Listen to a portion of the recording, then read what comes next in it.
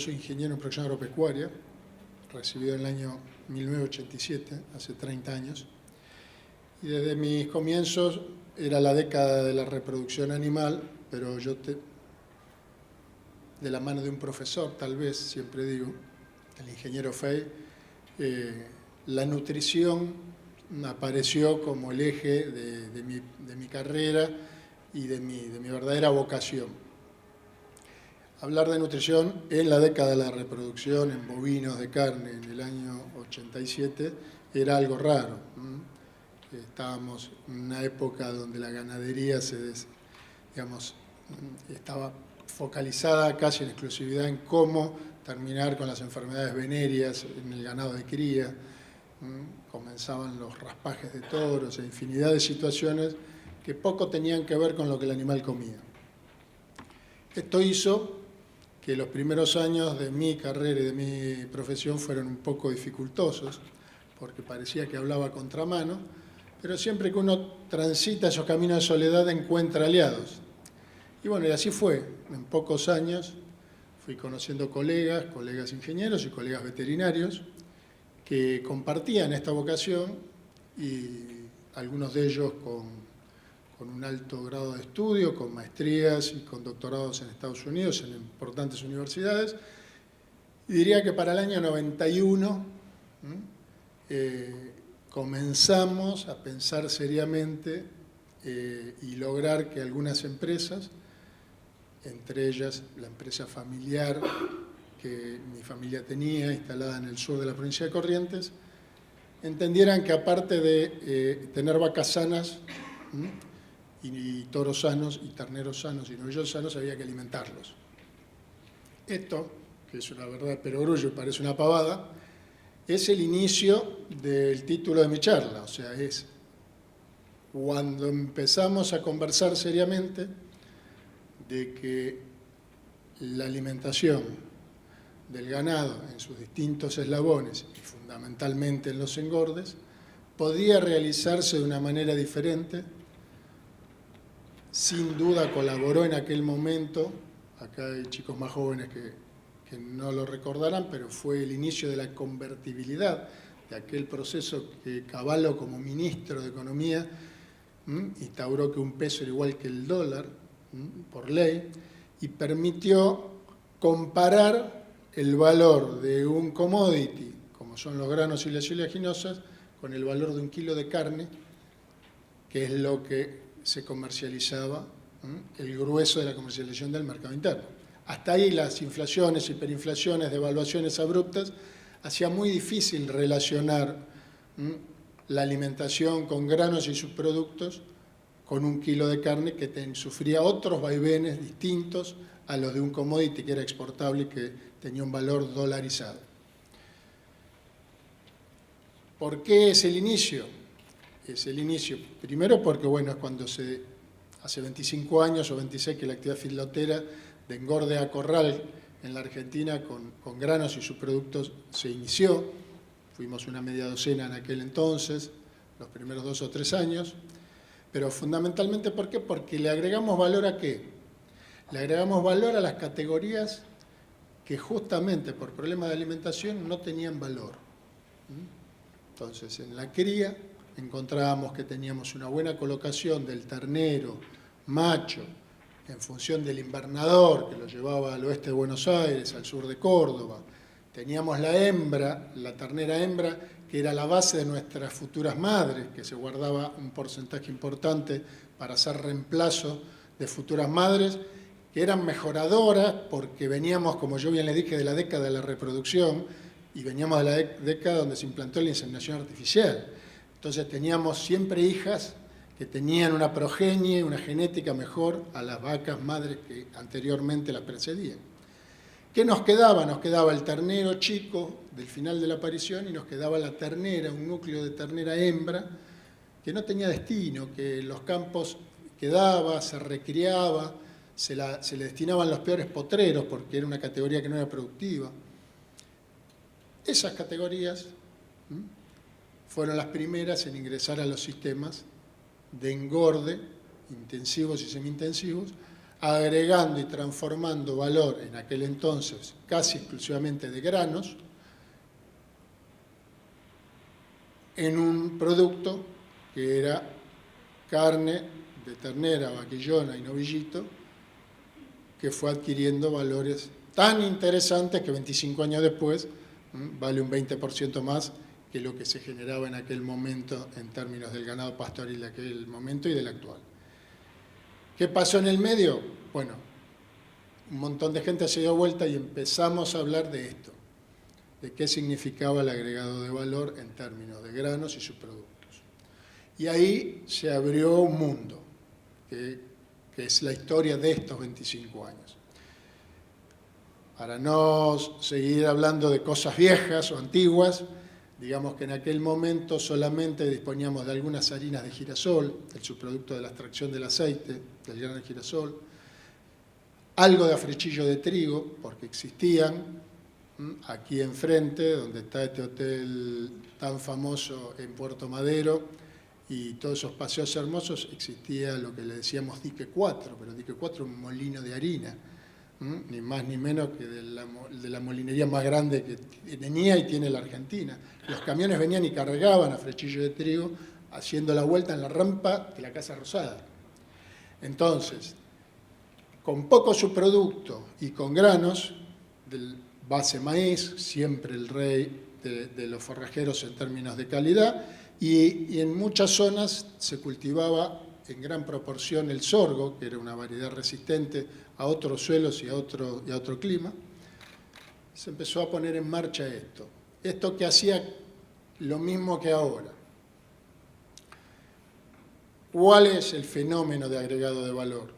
Porque la verdad que uno lo dice y lo repite, y uno escucha conferencistas, lee artículos. Acá hay que ser claro. En términos, yo traté de hacer números bien absolutos para que queden como imagen grabada, o sea, eliminé proporciones decimales. Si ponemos números redondos, la Argentina, hasta hace 2 años, un año y 6 meses para ser más exacto, 1 año y medio, tenía una producción de alrededor de 25 millones de toneladas de maíz. Y tenía un consumo que estaba en el orden de los 11-12 millones de toneladas entre los distintos consumidores del mercado interno, que son, y los enuncio rápidamente, en volumen, la ganadería de carne, la avicultura en términos de pollos, le sigue muy cercana la lechería, luego la avicultura de huevos, las gallinas, los cerdos y otros engloba la piscicultura, los alimentos balanceados para mascotas, etcétera, etcétera. Ese combo de consumidores original tuvo el agregado de las moliendas.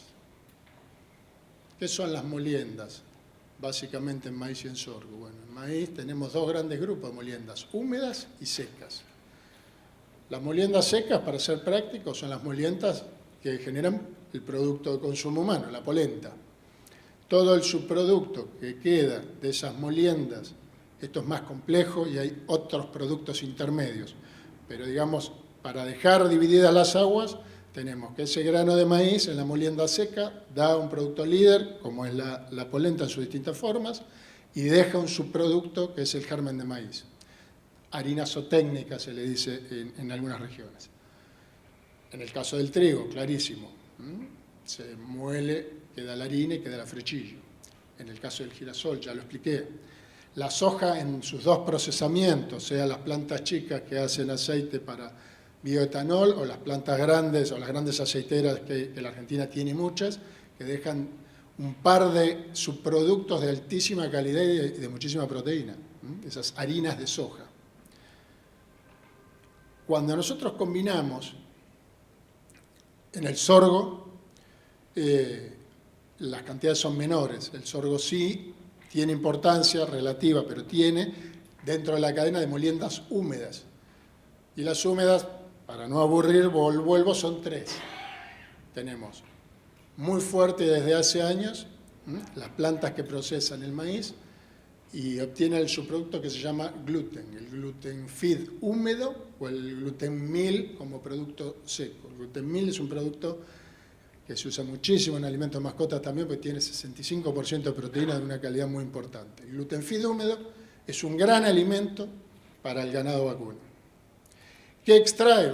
¿Pero quién hace eso? ¿Para qué? Bueno, porque los jarabes de fructosa que salen y la maicena que sale, que es el producto principal de esas industrias, son ni más ni menos que lo que endulza las bebidas gaseosas, en términos de fructosa. Y en términos de maicena, ya me olvidé, pero creo que son 24 variedades y cortes diferentes de maicena que se hacen a través de ese procesamiento.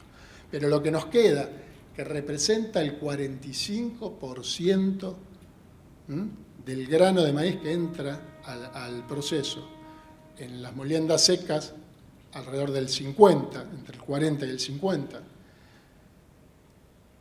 Se suma en los últimos años el boom, entre comillas, pero que ya tiene un volumen importantísimo, que es las empresas que hacen etanol. El maíz como uso de creación de la energía. El etanol, ustedes saben, la Argentina tiene una ley que obliga a cortar las naftas con distintas proporciones, va del 5 al 10%.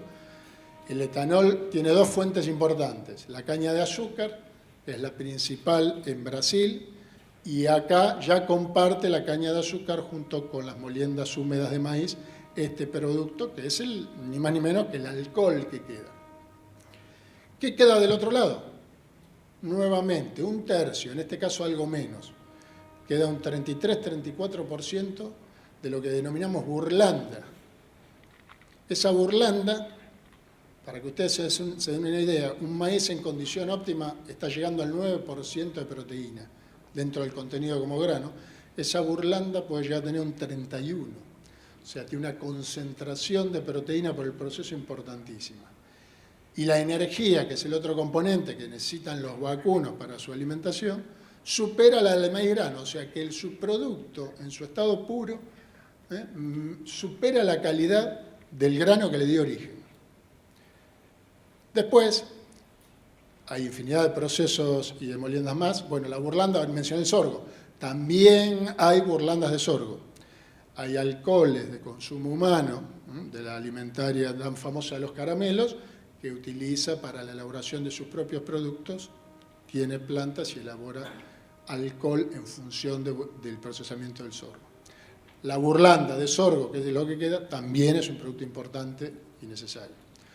Entonces, ¿a qué llegamos? A que dijimos que la Argentina producía hasta hace un par de años 25 millones de toneladas de maíz, producía de sorgo un par, de entre 2 y 3, producía sus 50 millones, 40 y pico de millones de toneladas de soja, y así sucesivamente llegamos a esos 80, 90 millones de toneladas con las que terminó el gobierno anterior, y fue más o menos el esquema que teníamos.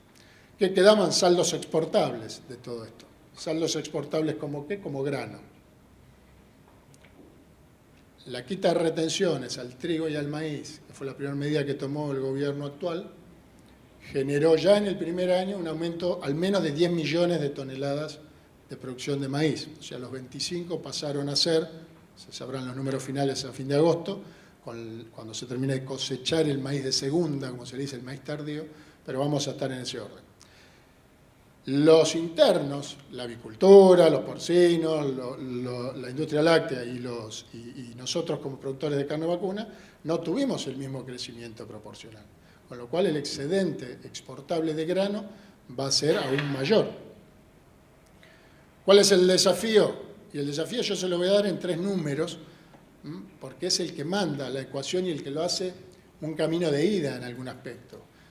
A ver, un camino de ida argentino, que como en la presentación decía recién el ingeniero Carrocino, es un camino de ida que por ahí nos va a llevar una vida entera o varias generaciones. Pero es un camino de ida ¿por qué? Porque si yo tengo como número redondo, insisto, que una tonelada de maíz grano, como que es un commodity, no tiene agregado de valor más que la tecnología digamos, la implementación de su cultivo. Me encuentro que vale hoy $140, vamos a poner un número redondo. Yo, con 10 kilos de ese maíz, voy a obtener en un animal promedio, no va a comer maíz solo, pero lo llevo a la equivalencia, promedio voy a estar obteniendo alrededor de 1,4 kg de un novillito o de un novillo. Cuando ese animal, ustedes saben que el animal vivo se transforma en carne y hablamos del rendimiento. Bueno, ese rendimiento, ese animal que termina colgado en una media res, rinde para una hacienda bien terminada alrededor del 58% de lo que hablábamos. Con lo cual, si hacemos la cuenta, del 58% de eso que obtuve me quedan 8,5 kilos. Ahora vamos a una tonelada. Si es una tonelada, me van a quedar alrededor de 140 kilos de animal y me van a quedar 85 kilos de carne. Carne, hueso y cebo. Dijimos que una tonelada de maíz vale $140 en el mercado. Y yo ahora les digo que tengo 85 kilos de un animal que integrado vale al menos $4 por kilo. O sea que tengo $340 en la otra punta de la cadena de valor. Ni más ni menos que $200. O sea, la diferencia es del 250% con respecto a mi commodity producto original. Que bienvenido sea que lo tenga y bienvenido sea que lo exporte. No estamos diciendo que no se debe ni producir ni no exportar. Pero estoy diciendo que el camino de agregado de valor es decir, que esos $200 que la cadena pudo generar es todo el proceso intermedio que es lo que hace crecer la economía y crecer un país. Si yo no entiendo que ese maíz procesado trae mano de obra en cada una de las etapas, mano de obra calificada, no mano de obra básica, estamos hablando de industrias modernas, estamos hablando de transporte y de distribución de productos húmedos, de subproductos que tienen unas logísticas bastante complejas. Estoy hablando de una planta avícola, de cerdos, un feedlot, de un tambo de última generación, que tiene de vuelta mano de obra intensiva y calificada. Y estamos hablando ni más ni menos, y escuchamos todos los días en los diarios las quejas, de que ese producto final va a parar a la industria frigorífica. Y la industria frigorífica tiene un proceso de faena y de ocupación de mano de obra, y tiene un proceso de desarme y de desposte del desarmado, de esa media res que es nuestro animal. ¿Quién gana los $200?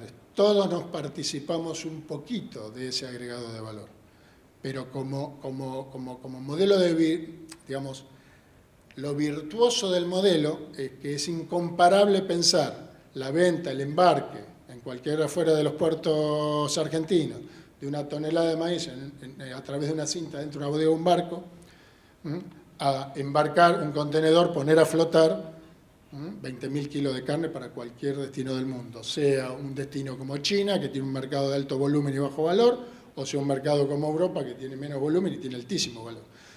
Yo tomé los $4 como un valor genérico porque el mercado interno valida ese precio, que es el piso. Si hiciéramos un trabajo más complejo, podríamos llegar a números aún más interesantes. Entonces uno dice, bueno, ¿por qué vamos a exportar 15 o 20 millones de toneladas de maíz? Si yo la tengo tan clara, ¿por qué no la difundí? Y encima hace 25 años que estoy en esto y hace 20 que soy dirigente dentro del sector. No es que uno no difunde, es que nada es fácil. Pensemos que todas las cadenas de agregado de valor y la transformación de granos y subproductos, tanto sea granos cerealeros como oleaginosos, es una parte y un enlace en la economía que requiere fundamentalmente de inversión. Un país que en los últimos 30, 40 y 50, podría decir también, seguro no me quedo corto, el acceso al crédito a valores razonables para inversiones de este tipo ha sido siempre dificultoso y costoso. Entonces, ¿la culpa la tiene el gobierno? La culpa la han tenido, sin duda, o la responsabilidad principal, sí, los gobiernos, en no generar escenarios que permitan que las empresas medianas y las empresas grandes que no logran tener el financiamiento para semejantes inversiones tengan un acceso razonable a esas líneas de crédito. Entonces, si aparece la plata para la inversión, transformamos 15 millones de toneladas de maíz y de otros productos. No, tampoco, no alcanza solo. se tienen que dar otras condiciones. La primera condición es que el producto final que yo estoy promocionando y del cual soy fanático, que es ese novillo que termina faenado y que ha transformado el maíz y los subproductos y se convirtió en una media res y en el desposte en infinidad de cortes que integran exportación y consumo, tiene que tener un mercado. La Argentina tiene un mercado interno único en el mundo por la solidez y la robustez que tiene. Estamos hablando de que todos los meses esperamos la caída y la caída del consumo no llega. La calle está dura, la gente no tiene dinero, son todas realidades que vivimos todos los días. El índice de desocupación sube un punto o un punto y pico, pero cuando sacamos la cuenta, si no nos comemos 60 kilos equivalentes por habitante por año, nos comemos 57 o 58. Es un aliado enorme que tiene la Argentina a la producción y la cadena de valor de la carne en la Argentina. Pero no alcanza. Si yo voy a generar excedentes, no le puedo pedir a cada uno de nosotros que aumente su gasto en carne. La carne en la Argentina tiene una inercia que responde a la voluntad y a la cultura, con lo cual somos carnívoros y de carne vacuna. Pero estamos en límite realmente que no es razonable proyectar un crecimiento sostenido del consumo interno. Entonces tengo que decir, bueno, esta carne la voy a poder poner en una caja y ese agregado de valor sea realmente el ingreso de divisas de un tercer país que me compre y eso genere el ingreso de divisas a la Argentina. Sí, ¿es fácil? No es difícil, pero no es tan fácil. Ustedes saben que para colocar el producto en el exterior cada país tiene sus normas sanitarias, tiene la forma de habilitar un mercado, tiene gustos y culturas, tiene cortes, tenemos competidores, o sea, el mundo está ávido de comer carne en función de la hambruna y en función de las proyecciones que realizamos cuando miramos el 2025. Pero eso no se concreta de la noche a la mañana en un hecho práctico que tengamos realmente la demanda sostenida el día de mañana y podamos embarcar cuanta carne quisiéramos y a cualquier destino. Entonces, vuelve a haber una responsabilidad, acá ya pública-privada, del gobierno nacional y los gobiernos provinciales, junto con las entidades y los productores, y el Instituto de Promoción de la Carne Vacuna Argentina, que lo viene haciendo desde hace años y en forma más intensa, de abrir nuevos mercados. Necesitamos mercados que tengan la consistencia en volumen y en precio para que podamos colocar ese excedente que vamos a producir. O sea, cuando decimos vamos a poner 100 kilos más por animal a base de granos y subproductos, tenemos que tener en la otra punta un contenedor que pueda ser embarcado. ¿Eso se puede? Sí. ¿Se está haciendo? Sí. ¿Es lento? Sí, es lento. Los protocolos sanitarios, les doy un solo ejemplo. Ustedes leen en los titulares de los diarios, China se convirtió en el principal destino de la carne argentina. A China, la Argentina le exporta carne de muy baja calidad con respecto a lo que comen los argentinos. Cuando hablo de calidad, hablo de la carne no sanitariamente, ¿no? Sanitariamente tiene la misma calidad, pero son cortes, hay mucha vaca, hay mucho animal de otra edad, congelado. Ese volumen es importantísimo para la industria, pero no es importante a la hora de agregar valor, porque ese precio que paga China por esa carne congelada de vaca no me da económicamente para que yo lo pueda alimentar con granos y subproductos. Yo necesito la otra parte de China. China, a su vez, importa carne congelada con hueso. Es un caso atípico. En general, el mundo no quiere el hueso en su importación. China sí, por una costumbre alimenticia de ellos. Bueno, ese mercado todavía no está habilitado. Está gestionado, pero no habilitado. Y el mercado que a la Argentina y al agregado de valor le cambia la cara es carne enfriada china. O sea, ya no la congelada. La carne en piezas anatómicas, enfriada, envasada al vacío y despachada en barco hacia los puertos chinos. Para que ustedes se den una idea, Beijing tiene 1 millón, ya hoy tiene 1 millón de habitantes extranjeros de clase media alta, que vienen de países con cultura de consumir carne. Bueno, ¿quién no están comiendo carne? Sí están comiendo carne. No toda la que quisieran, o sea que ahí hay un nicho importante, pero tienen Australia, que ha entendido esto muchos años antes que nosotros, y la góndola de esos supermercados está cubierta hoy, en gran parte, por cortes especiales que envía Australia, que sí tiene permiso para ingresar con enfriado. Entonces, digo, la dinámica y el norte, tanto en lo público como en lo privado, es pensar que el potencial granario, y ni hablar, transformado en sus productos que tiene la Argentina hoy, podría hacer realmente que las exportaciones, sin exagerar, se triplicaran en los próximos entre 5 y 10 años. Eso es un bienestar enorme en términos de actividad interna y es un bienestar enorme en términos de ingreso de divisas a la economía en general. Entonces, yo para alimentar necesito, el país es muy grande, ¿qué tengo? Tengo de todo. O sea, ustedes piensen que cada grano, cada grano cereal o oleaginosa, cada subproducto, cuanto más alejado del puerto está, pierde valor como commodity, como grano puro. Porque los fletes argentinos, sabemos y leemos todos los días, son los más caros del mundo. O sea, hemos hecho una red de transporte de granos terrestres que es antieconómica.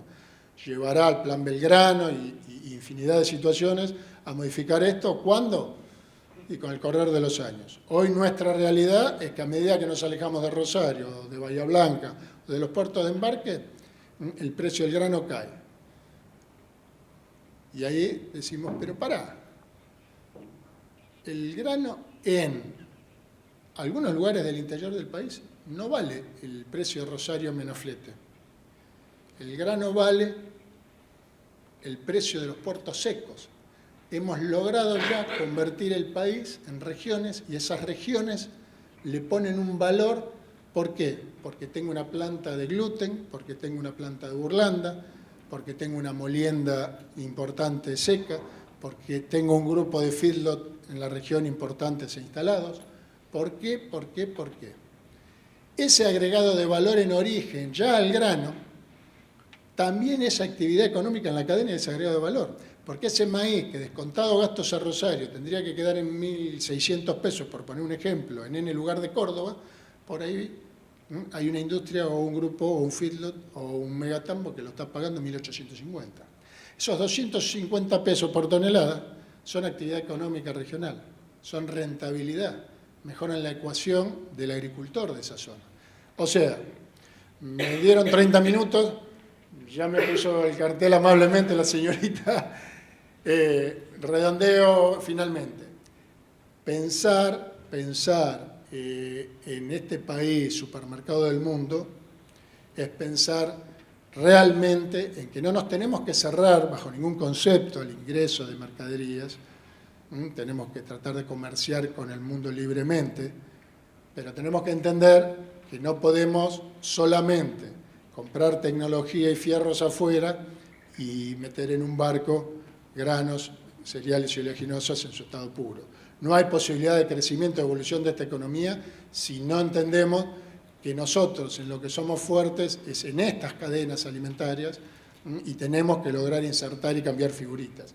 Porque la libertad de comercio es lo que defendemos, pero la libertad de comercio es una mesa de negociación, no es una mesa unilateral.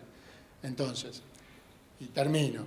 ¿Qué le pedimos? Siempre dejamos un mensaje, una asignatura para el gobierno. Bueno, la reforma impositiva será el año que viene. Bueno, señores, pongámonos a revisar los impuestos de esta cadena y de esta cadena de valor, porque hay infinidad de distorsiones municipales, provinciales y nacionales que nos quitan esa competitividad que tenemos que tener y que tanto anhelamos para ser competitivos con Australia o con Paraguay o con quien fuera.